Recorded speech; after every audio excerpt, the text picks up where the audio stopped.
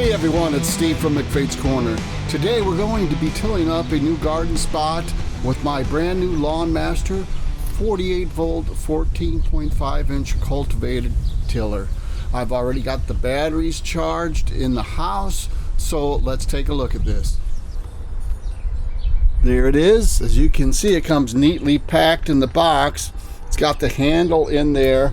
I already removed the lower parts of the handles that were individually wrapped, and there's the instructions. We've got some accessories in here, the wheels, etc. A sack full of wing nuts, and let's get going on this. You're going to want to pull out the cardboard inserts and the foam insert, and the whole unit should pull out very easily. Everything's laid out here. This is a very solid machine. You got this metal base here, and all the tines are metal. The shield is metal. The plastic is on the head. The handle is metal. There's the handle used to operate the machine right there. It's attached with the power cord that goes to the battery. There we have some wing nuts and hubcaps and a couple of plastic clamps for that cord. And we have the tires. I'm going to try to put this together without instructions because it looks pretty straightforward, but they're there if you need them. We're going to be putting the wheels on first. Pretty straightforward. All you need is a pair of needle nose pliers. There's a cotter pin on the outside and a washer, and you put your wheel in. This side goes on the inside, so as you can see, the other part you can fit the hubcaps on. So this goes into the axle. Take your pliers, close up the cotter pin so you can pull it through the hole and get it back in. Remove the washer, and you're going to want to put your wheel on the axle. Make sure the right side is facing outward so you can put the hubcap in. Now we got to put our washer on. Then we have to insert the cotter pin through the hole.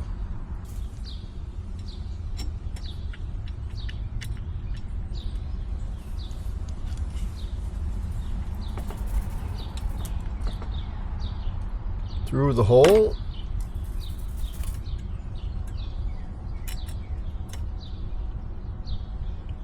Repeat the process. Bend and push the cotter pin in so everything stays in place. Line up these little pegs here to these holes so you can snap the hubcap into place. Do the same procedure for the next wheel. Now we are going to attach these handlebars from the main unit to the upper unit. They have a slot here. I'll line it on the outside, okay? And then we're going to use these carriage bolts and wing nuts. Bolt comes out, goes through the slot that way. Tighten it with the wing nut.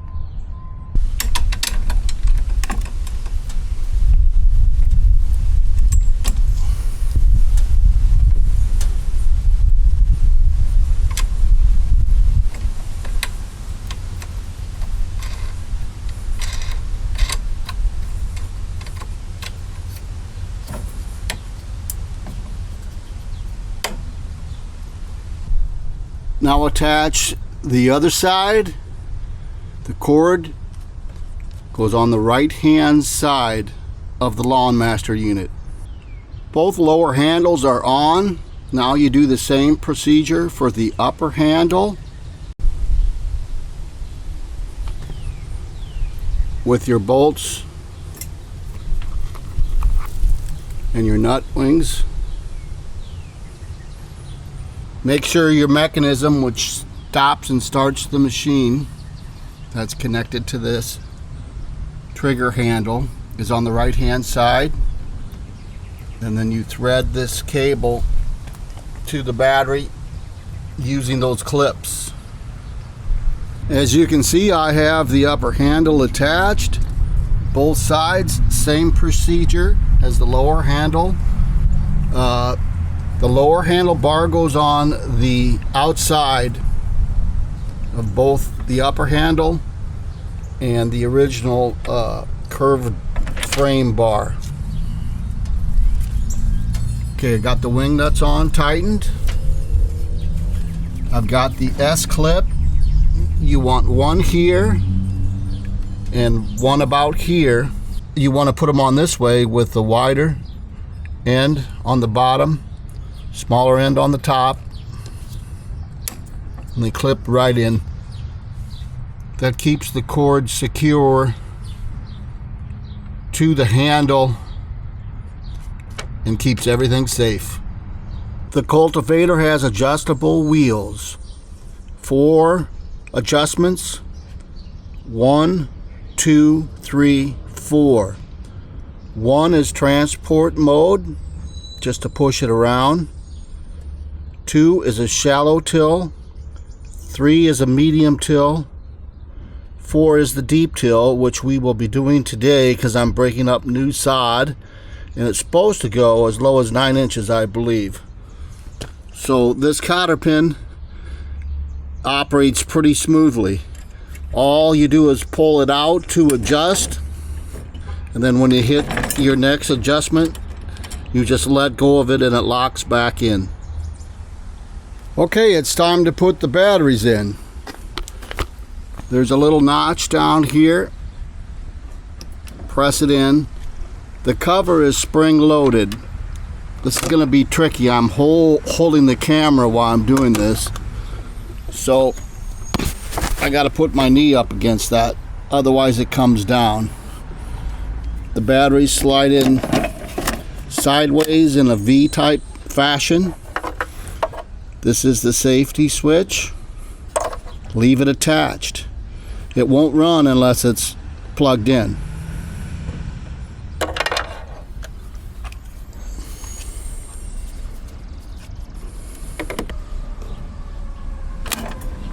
To get your tiller running, depress this orange button here and hold in the handle, and the tines will start to twirl.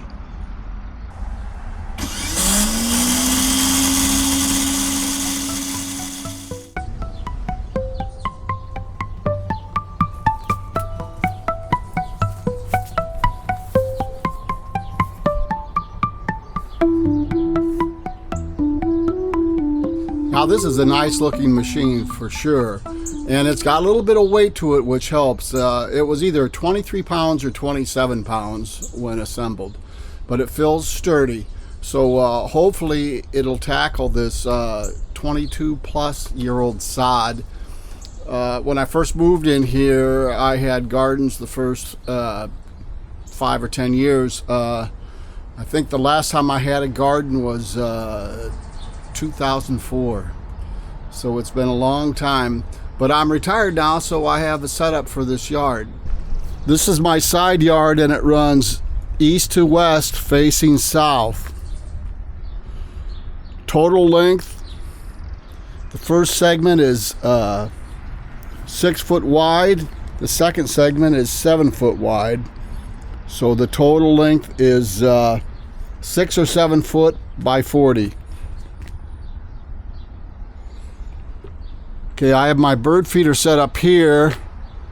First year of birding, I started last winter. It was a lot of fun. Here's my front hedge. I'm going to keep about 4 feet of grass here.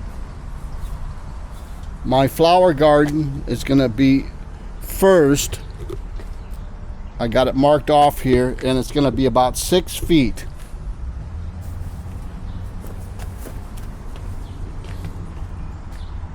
So grass, flower garden, main birding section is grass from here to here, which is about 8 feet. Right here where that wood beam is going to be my gate, because this garden is going to be fenced. So the vegetable garden is going to be 7 foot by 20 foot all the way to the end of these timbers. A little past. Then I'm going to keep about 6 foot of grass here at the end, so I have a place to wash my tools, my bicycles, because it's right here near the spigot. So let's see what we got going with this tiller. And to be honest, if I wasn't doing a video, I think this tiller could be put together in 15 minutes. 20 max if it's a person that's not very mechanical, but there's not that much to it. The only tool needed is that needle nose pliers for that cotter pin for the wheels. For this video demonstration, we're probably only going to be doing that 5 foot section that is going to be used as a flower garden.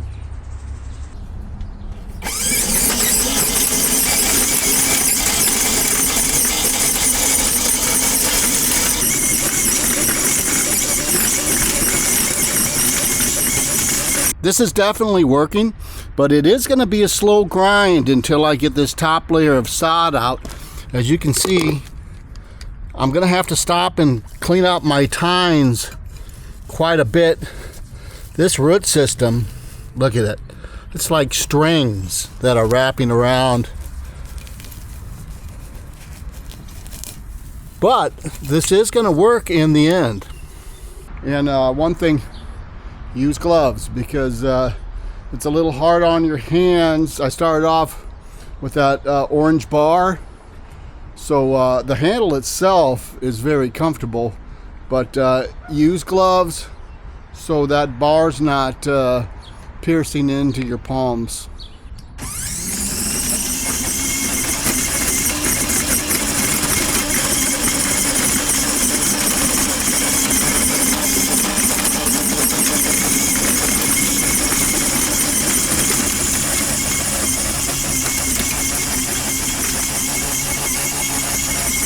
Okay, a little trial and error. I've got the method down now, the most effective method.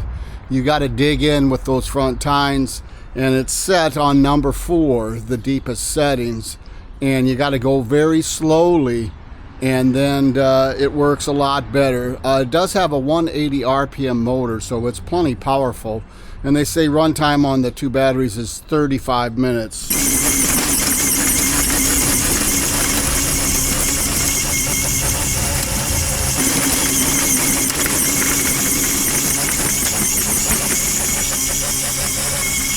Once it's dug in, you can see how it works. You've got to dig yourself a little trench, then pull back.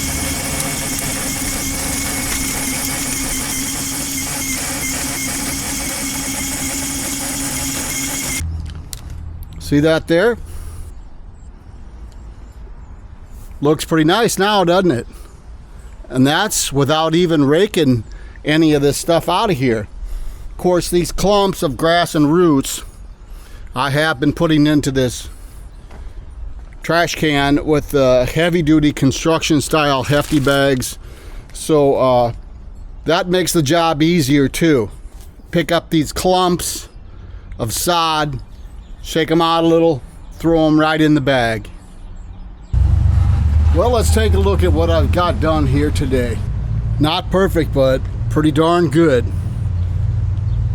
That's about a 5 by 6 foot flower bed. That's the Lawnmaster 48 volt cultivator tiller battery powered 14.5 inch tines. It certainly performed. You know, most of the work was getting the grass out of there, but what's left will dry up and it'll be fine. I got a couple hours in on it, but that's all right. I'm retired. I got the time. And let me show you what I did this morning before I even did this. See all this cement along the fence? I dug all that out with this excellent tool here with the serrated edges. See, it was all creeping Charlie. So I got to do that all the way down the fence as I go. That cement's there because that's actually the property line. That's my neighbor's driveway and my neighbor's fence. So it's nice to get that cleaned up. It does cut my square footage down a little bit, but there wasn't enough dirt above there to support a root system anyway.